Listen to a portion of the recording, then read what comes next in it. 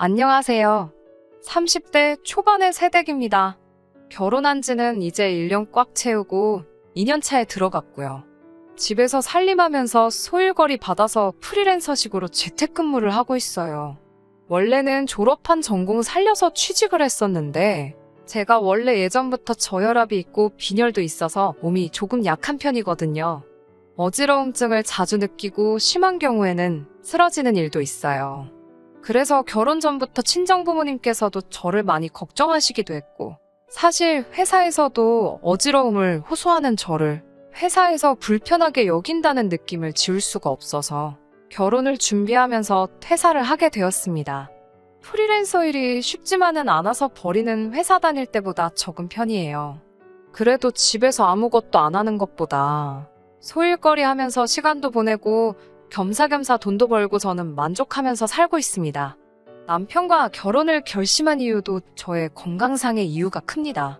당장 퇴사를 하면 둘이 벌어도 빠듯한 상황인데도 잠깐의 망설임도 없이 프리랜서로 전향하는 걸 지지해줬어요. 연애하던 때에도 그런 세심한 배려가 좋았습니다. 제가 아직 저의 저혈압 증상에 대해서 남자친구였던 남편에게 말하기 전에 있던 일입니다. 그때는 다른 커플들과 마찬가지로 여기저기 놀러 다니고는 했어요. 당시에는 차도 없을 때라서 보통 대중교통을 이용하고는 했는데 하루는 제가 데이트하다가 빈혈이 와서 잠시 쓰러진 적이 있었거든요. 그때 처음 제가 종종 저혈압 때문에 이런다는 이야기를 했는데 그 뒤로부터는 어디 먼 데까지 가서 데이트하는 횟수를 대폭 줄이고 남자친구가 직접 저희 집 근처까지 찾아왔어요. 친정이 경기도권 신도시에 있고 당시에 저도 부모님과 같이 지냈으니 서울 사는 남자친구한테는 꽤나 먼 거리였을 텐데도 한 번도 불평하지 않고 저를 만나러 와줬습니다. 버스 시간대가 안 맞으면 2시간도 걸리는 거리를 힘들다 한마디 한 적 없었고요. 당시에는 그게 저에 대한 배려라고 생각했는데 결혼하고 나서 보니 그게 배려라기보다는 멀리라도 제가 사는 곳 근처까지 오는 것이 남편한테 더 편해서 그랬던 것 같습니다. 연애하면서도 어디 다른 데 가보고 싶고 해도 제 몸 상태 운운하면서 항상 집 근처에서만 만났고 결혼 후에도 어디 놀러 가는 건 고사하고 남편이 회사 출근 안 하는 주말이 되면 시댁에 가서 시간을 보내야 했어요. 신혼집을 서울에 구하면서 친정하고는 거리가 멀어진 이유도 있고 남편이 홀시어머니 밑에서 자랐는데 어머님을 또 엄청 챙기거든요. 시댁은 가까운 편이기도 하고 해서 매주 주말마다 시댁으로 출근하는 느낌을 받을 정도로 거의 하루도 빠지지 않고 가야 했습니다. 시댁 말고 어디 다른 데 좀 가자고 투덜거려도 봤는데 또 저번처럼 어디서 픽 쓰러지면 어떡하냐고 쓰러지더라도 실내에서 쓰러지는 게 더 낫지 않냐고 하는데 같은 변명도 한두 번이지 매번 같은 소리를 하니까 많이 서운하더라고요.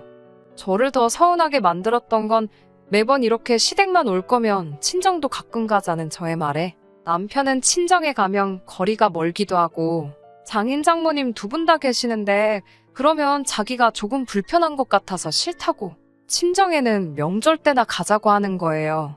연애할 때 차도 없을 적에는 대중교통 타고 다니면서 뻔질나게 오던 사람이 결혼 후에 차가 생겼는데도 친정 가는 게 힘들다는 말을 하고 있으니 조금 어이가 없었죠.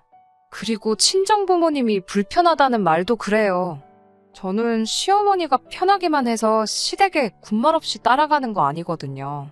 그래서 결혼 생활 초반에는 남편 따라 매번 시댁으로 향하다가 너무 불공평하다는 생각도 들고 계속 아무 말 없이 따라가니까 더 저러는 것 같아서 언제부터인가 일부러 일을 월요일이나 화요일쯤으로 마감을 해줘야 하는 일들로 받아다가 주말에는 집에서 일을 하기 시작했어요. 그러면 일 핑계로라도 시댁에 안 갈 수 있었으니까요. 그런데 웃기는 건 제가 일 때문에 시댁에 못 간다고 하니 남편도 딱히 혼자서는 시댁에 가지 않더라고요. 아예 발길을 끄는 건 아니지만 그렇게 하루도 빠짐없이 매 주말마다 다녔으면서 제가 주말에 일을 시작하고 난 뒤로부터는 빠르면 3주에 한 번, 늦으면 한 달에 한 번씩 텀을 두고 다녀가기 시작했습니다. 매주 안 가도 되는 거면 어디 좀 나가거나 친정에도 좀 다녀오지 좀 치사하다는 생각이 들었어요. 식사는 시어머니가 챙겨주시기는 하는데 뒷정리는 그동안 제가 했었거든요. 그러니까 한편으로는 혹시 뒷정리해줄 사람이 없으니까 안 가는 건가? 하는 생각도 들더라고요. 제가 부풀려서 생각한 걸 수도 있겠지만은요. 얼마 전 있었던 일입니다. 늦여름인데도 무더위가 기승을 부려서 아주 힘들던 때였어요. 마침 일거리가 들어오지 않은 데다가 날도 더우니 그냥 집에서 쉬려고 계획을 하고 있었어요. 아침 일찍 일어나서 커피 한 잔을 내리고 오랜만에 독서나 해야겠다 하던 참이었습니다. 그런데 12시가 다 돼서야 일어난 남편이 쉬고 있던 저를 보고는 오늘은 일을 안 하냐고 물어보더라고요. 오랜만에 일도 없고 해서 프리랜서이기는 하지만 한번 남들처럼 주말에 여유를 느껴보려고 하고 대답했어요. 남편은 그러냐고 대답하고는 씻으러 들어가더라고요. 씻고 나와서 혼자 주섬주섬 옷을 챙겨 입더니 저보고 갑자기 나가자는 겁니다. 데이트하러 나가자는 줄 알고 설렜는데 시댁에 가자고 하더군요. 한참을 안 가더니 또 제가 쉰다니까 시댁에 같이 가자고 하는 거였어요. 엄청 서운하기는 했지만 그동안 저도 고의적으로 안 간 게 있으니 오랜만에 얼굴이나 비춰야겠다는 생각으로 따라갔습니다. 대신에 그 다음 주에는 친정에 가자고 했지요. 남편도 제가 모처럼 시댁 가는 걸 흔쾌히 동의를 했으니 싫다고는 말을 못하고 알겠다고 다음 주에는 친정에 가자고 대답해줬고요. 남편의 의외의 대답에 저도 나름 기분이 좋아져서 시댁 가는 길이 나쁘지만은 않았어요. 시댁에 도착했는데 남편은 시어머니한테 따로 저희가 올 거라고 연락을 안 드렸나 봐요. 어머님이 조금 당황하시더라고요. 올 줄 모르고 점심 식사를 먼저 하셨다고요.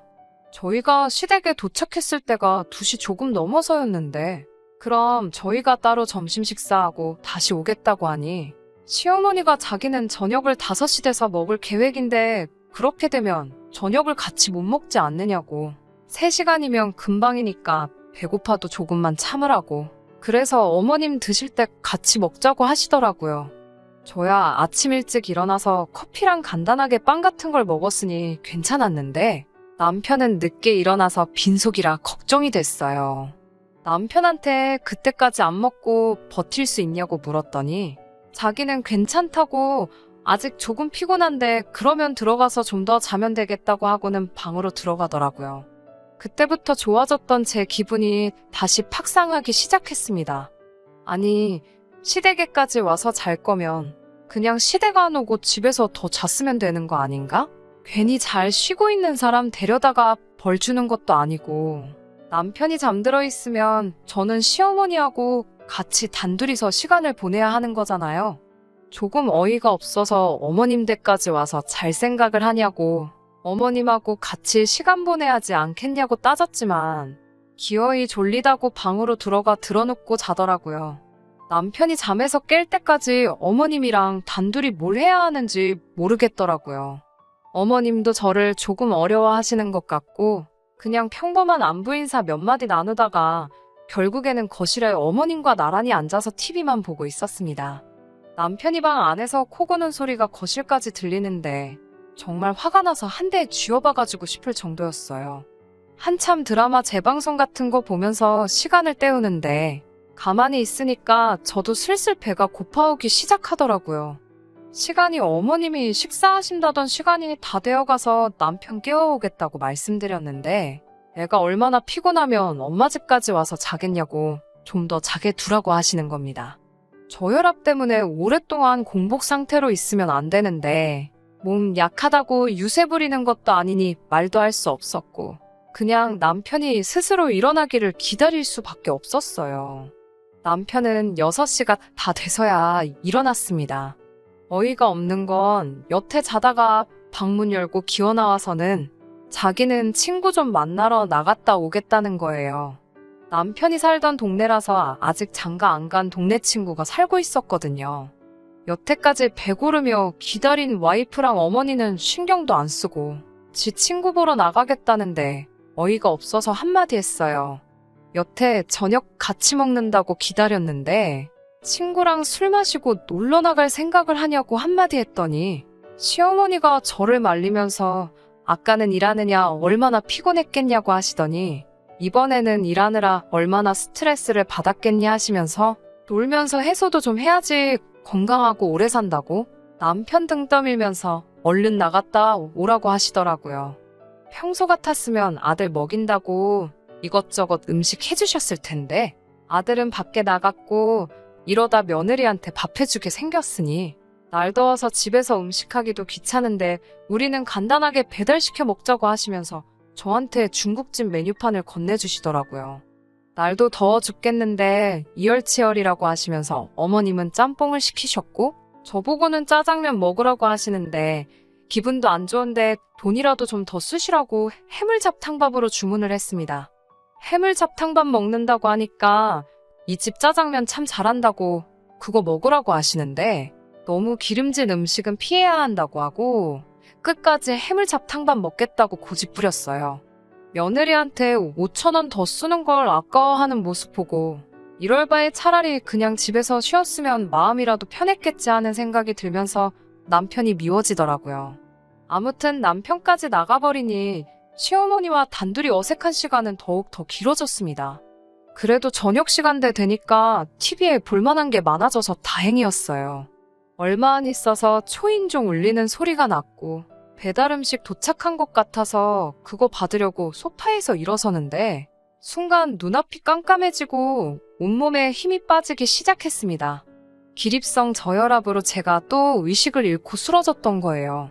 정신을 차리고 보니 저는 소파 앞에 바닥에 뒤집어져 쓰러져 있었고 정신이 들고 나서 고개를 들고 보니 시어머니는 혼자 식탁에 앉아서 배달 온 짬뽕을 훅훅 불면서 후루룩 면치기를 하고 계시더군요. 기가 막히고 코가 막히는 광경에 몸 추스릴 시간도 없이 서운함에 눈물이 막 나기 시작했어요. 며느리가 눈앞에서 빈혈로 쓰러졌는데 정신 차리고 나서 처음 눈에 들어온 광경이 짬뽕을 후루룩 면치기 하고 계신 시어머니였으니까요. 제가 막 울기 시작하니까 그제서야 시어머니는 젓가락 내려놓고 저한테 오셔서 미안하다고 사과를 하시더라고요. 제가 쓰러진 거 보고 당황하기는 했는데 당신이 늙어서 힘이 없으니 쓰러진 저를 들어서 침대로 옮겨놓을 수도 없고 소파에 다시 올려놓을 수도 없었다고. 그래서 남편한테 전화했더니 구급차까지 부를 건 없고 가만두면 조금 지나서 제가 알아서 일어날 거라고 해서 일단 식사 먼저 하고 계셨다고 하시네요. 허둥지둥 하시는 게 진짜 저한테 미안한 건 맞는 것 같은데 그래도 화가 나는 건 참을 수가 없더라고요. 시어머니한테 사람이 쓰러졌는데 음식이 넘어가시냐고 따지니 면이 불어터지면 맛이 없지 않냐고. 본인이 할 수 있는 게 없는 상황이라 어쩔 수 없었다면서 저보고 이해하라고 하시면서 미안하다고 했는데도 어른한테 그렇게 눈 동그랗게 뜨고 소리를 치냐며 되려 저한테 역정을 내기 시작했어요. 이래서 아픈 애 며느리로 들이지 말자고 했는데 기어이 결혼을 하더니 지금 이 꼴 좀 보라고 정말 할 말과 해선 안 될 말 같은 거는 안중에도 없고 입 밖으로 나오는 말을 전부 뱉으시더라고요. 어머님 진짜 너무하시다고 한마디 하고 저는 그 길로 나와서 택시 타고 집으로 돌아왔네요. 더 어이없는 건 남편은 제가 쓰러졌다는 연락을 받았는데도 불구하고 집에는 한참 늦게 술이 얼큰이 취해서 들어왔다는 거예요. 자초지종을 어머님한테 듣고 온 건지 집에 들어오자마자 오히려 저한테 큰 소리를 치더라고요. 아무리 종종 있는 상황이라지만 제가 쓰러져 있는 동안 무슨 일이 있을지도 모르는데 제 걱정은 하나도 하지 않고 오히려 그냥 택시 타고 집으로 돌아온 자기 상황부터 저에게 화를 내더라고요. 그렇게 말도 없이 혼자 집으로 들어가면 어떡하냐고. 자기가 술을 마셨으니 차를 제가 끌고 들어와야 되는 건데 자기 두고 저 혼자 가버려서 택시비만 더 나갔지 않느냐고 따지더라고요. 아내가 쓰러졌는데 괜찮냐고 물어보는 게 먼저 아니냐고 했더니 엄마가 같이 있었는데 무슨 일이 있었겠냐고 엄살 좀 그만 부리라고 오히려 저한테 화를 냈어요. 아무리 술 기운이 있다고 할지라도 미안해할 건 미안해하고 조금 이성적으로 생각했으면 좋겠는데 이 상황에서 서운해해야 할 사람은 전데 남편은 자기 서운한 이야기만 하더군요. 특히 제가 어머님한테 무안 줬던 게 그렇게 서운했나 봅니다. 어머님이 나이가 있어 기운이 없으시니 당연히 쓰러진 저를 못 옮기는 게 당연한 거 아니냐고. 그래서 깨어날 때까지 기다리신 건데 뭐가 그렇게 서운해서 그 난리를 치고 왔냐고. 당장 시어머니한테 전화 걸어서 사과하라고 하더라고요. 그래서 저도 남편한테 시어머니가 나를 안 옮겨줘서 이러는 건 줄 아냐고. 아무리 내가 종종 쓰러진다고 해도 눈앞에서 사람이 쓰러졌는데, 다른 사람도 아니고 한가족인 며느리가 쓰러졌는데, 거기서 짬뽕이 입에 들어가냐고 저도 바락바락 소리 지르면서 싸웠어요. 그러니 남편은 그럼 그 상황에서 우리 엄마가 네 옆에 달라붙어서 제발 일어나라고 기도라도 하고 있었어야 되냐면서 계속 큰 소리를 치더라고요. 너도 똑같은 놈이라고. 어머님한테 아내가 쓰러졌다는 연락을 받고도 친구랑 마시던 술이 목구멍으로 넘어가더냐고. 아주 두 모자가 똑같은 사람들이라고 쏘아붙였어요. 남편도 더는 할 말이 없는 건지 우물쭈물하더니 역정을 내면서 됐고 너 때문에 차 시댁에 두고 왔으니까 너가 내일 가서 차 찾아오라고 언성을 높이더니 방으로 문 쾅 닫고 들어가더군요. 한 침대에서 잠들기는 싫어서 저는 그날 소파에서 잤습니다. 잠도 제대로 못 잤어요. 하도 열이 받아서 자다가도 눈이 번쩍번쩍 뜨이더라고요. 아침에 일어나니 술이 깨서 그런가. 남편도 자기가 실수한 걸 알았는지 축벽거리면서 저한테 먼저 말을 붙여보려 노력하더라고요. 저는 대꾸도 안 하고 눈도 안 마주쳤어요. 전날 새벽에는 저보고 시댁에 두고 온 차 가져오라고 그렇게 소리를 치더니 점심때쯤에 기어이 지가 나가서 차를 가져오더군요. 요즘도 남편은 제 눈치만 보면서 있어요. 아직 냉전 중인 상황입니다. 하루는 풀어야겠다 생각이 들면서도 한편으로는 짬뽕면이 후루룩 시어머니 입으로 넘어가는 장면이 생각나서 도무지 용서가 안 되네요. 시어머니한테도 아무 일 없었다는 듯이 연락이 오고 지금은 오히려 제가 억지 부리면서 예민하게 구는 사람처럼 된 것 같아서 신경이 참 쓰이네요. 사과는 받고 싶은데 아무 일도 없던 것처럼 어물쩍 넘어가려는 두 사람을 이해해줘야 하는 건지 잘 모르겠어요. 그냥 이때쯤 저도 화 풀고 아무 일도 없던 척 해야 하는 걸까요? 안녕하세요. 기억하실지 모르겠지만 작년에 사연 보냈던 저혈압성 빈혈 가지고 있는 새댁입니다. 우연찮게 제 사연을 다시 봤다가 후기 궁금해하시던 분들이 많아서 이렇게 하나 보내드려요. 여러분이 원하셨던 것과는 다르게 그냥 아무 일도 없었던 것처럼 넘어가려던 두 사람 따라서 저도 화 풀었습니다. 마음속으로 용서한 건 아니지만 일부러 이렇게 불편하게 지내야 할 필요가 있나 싶었었어요. 두 사람도 그날 일을 언급하고 싶지 않아 보였고요. 정말 아무 일도 없던 것처럼 그날 일은 언급조차 안 하는 두 사람이 얄밉긴 했지만 저도 불편하게 지내서 뭐 하겠냐고 이만 마음속에 묻어두기로 결정했으니 더 이상 그 일 가지고 말 꺼내지 않으려고 노력했습니다. 사실 벌써 2달이나 더 지난 일인데요. 시댁에 가족 행사가 있어서 남편하고 시어머니 다 같이 해서 다녀온 적이 있었어요. 그리고 그 후에 어머님이 미열을 동반한 감기 증상이 있으셨고 병원 가서 검사해보니 확진 판정을 받으셨어요. 저도 그렇고 남편도 어쨌든 밀접 접촉자에 해당하니 검사를 받았습니다. 그런데 저도 아무 증상이 없었는데도 양성 판정이 나오더라고요. 남편은 다행히 음성이었는데 아무리 남편이 아무런 이상이 없다고 해도 한 집에서 지내다가 남편한테까지 옮겨버리면 안 되겠다는 생각이 들더라고요. 저는 무증상이었기 때문에 따로 고생한 건 없지만 그렇다고 괜히 남편하고 한 집에서 지내다가 남편 혹은 남편 회사 사람들한테 옮기게 되지 않을까 하는 생각에 고민을 했어요. 제가 양성이니 친정에 가 있을 수도 없는 노릇이고 반대로 남편을 친정에 보낼 수도 없던 상황이었으니까요. 그렇다고 남편을 시댁에 보내자니 시어머니도 환자시고 어떻게 방법이 없더라고요. 그래서 제가 짐 싸들고 시댁에서 격리를 하기로 결정했습니다. 저야 어차피 집에서 재택근무로 일감을 받아서 하기 때문에 일할 때 필요한 것들만 있으면 장소에 구애받지 않고 일할 수 있었기 때문에 문제가 될 게 없었어요. 아무튼 그렇게 시댁에 가게 되었는데 저는 아무 증상도 없는 것과는 반대로 어머님은 아주 드러누워서 끙끙 앓고 계시더라고요. 냄새도 못 맡겠고 맛도 안 느껴지신다고.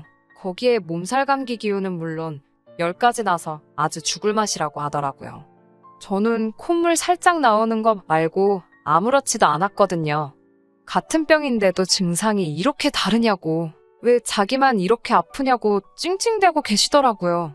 저녁 시간이 돼서 어머님께 식사는 어떻게 하시겠냐고 물었더니 먹어봤자 무슨 맛인지도 모르겠고 기운도 하나도 없다고 안 드신다고 하더라고요. 어머님 댁인데 제가 주방에서 부스럭거리면서 하는 것도 아닌 것 같아서 저도 간단하게 배달 음식 시켜서 때웠고요. 어머님은 방에서 쉬고 계시고 저는 거실에서 일하고 있었는데 저녁 11시쯤 되니까 어머님 방 안에서 나 죽는다고 끙끙 앓는 소리가 들리더라고요. 그 소리에 놀라서 뛰어들어가니 어머님이 열이 엄청 올라서 제정신을 차리지 못하고 계셨어요. 일단 해열제부터 해서 어머님 먹여드리고 옆에서 이마에 젖은 수건 올려드리고 상황을 지켜보고 있었는데 다 잊은 줄 알았는데 문득 어머님이 저 쓰러졌을 때 짬뽕 먹고 있던 그 모습이 다시 생각이 나더라고요. 그때 진짜 오만 가지 생각이 다 났어요. 나도 똑같이 복수해버릴까? 어머님도 나 쓰러졌을 때 아무것도 안 하셨는데 내가 이렇게까지 해야 하나? 어머님 정신 차릴 때까지 기다렸다가 정신 차리시면 나도 그 앞에서 식사를 하고 있어야 되나? 그런 여러 가지 생각들이 마구마구 스쳐 지나가더라고요. 마음속 깊은 곳에서는 똑같이 복수해주자 싶었는데 막상 또 아파서 정신도 못 차리는 시어머니 보니까 마음이 조금 약해졌나 봐요. 저도 환자지만 증상이 없으니 어머님 곁을 밤새 지키면서 경과를 지켜봤습니다. 이마에 젖은 수건도 계속해서 갈아드리고 열도 시간마다 한 번씩 재서 체온 관리도 해드렸어요. 어머님 열이 정상 체온까지 내려가는 거 확인하고 저는 아침 해가 뜨고 나서야 잠에 들 수 있었습니다. 자고 일어나니까 어머님이 부엌에서 음식을 하고 계시더라고요. 아들 없으면 절대 꺼내주시는 법이 없던 고기 반찬까지 준비해 주셨어요. 무슨 바람이 부셨나 생각에 둘이 마주 앉아 말없이 식사를 하고 있는데 어머님이 대뜸 저한테 정말 고맙다고 하시다가 그땐 미안했다며 그날 있던 일을 저에게 처음으로 정식으로 사과하셨어요. 그때도 사과 비슷하게 하긴 했지만 자기가 왜 그랬겠냐 하는 억울하다는 투가 더 강했는데 이번에는 정말로 그때 본인의 행동이 어리석었고 잘못한 일이라고 인정하시며 그땐 정말 미안했다고 하시더라고요. 워낙 열이 높아서 정신이 없으신 줄 알았는데 전날 제가 곁에서 밤새도록 자리 지키고 간호한 걸 다 기억하고 계시더라고요.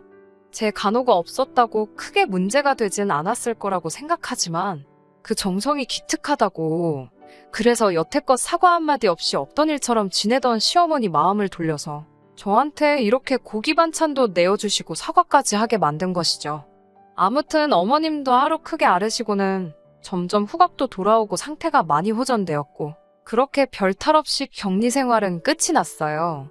마지막으로 병원에서 음성 판정 받고 나서야 어머님은 또 한 번 저한테 진심으로 고맙다고 말하셨고요.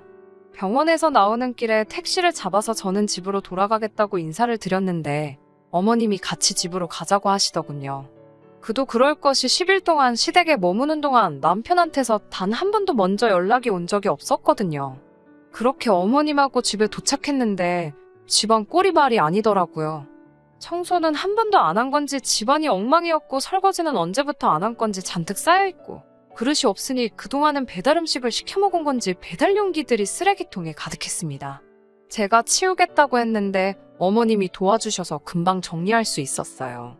정리가 다 끝날 때쯤 되니까 남편이 퇴근하고 집에 들어오더라고요. 손에는 퇴근길에 편의점에 들렸는지 도시락하고 맥주 몇 캔을 들고 들어오더라고요. 집에 있는 저랑 어머님을 보니 남편이 당황해서는 그제서야 다 나았냐고 걱정했다는 말도 안 되는 소리를 하고 있었어요.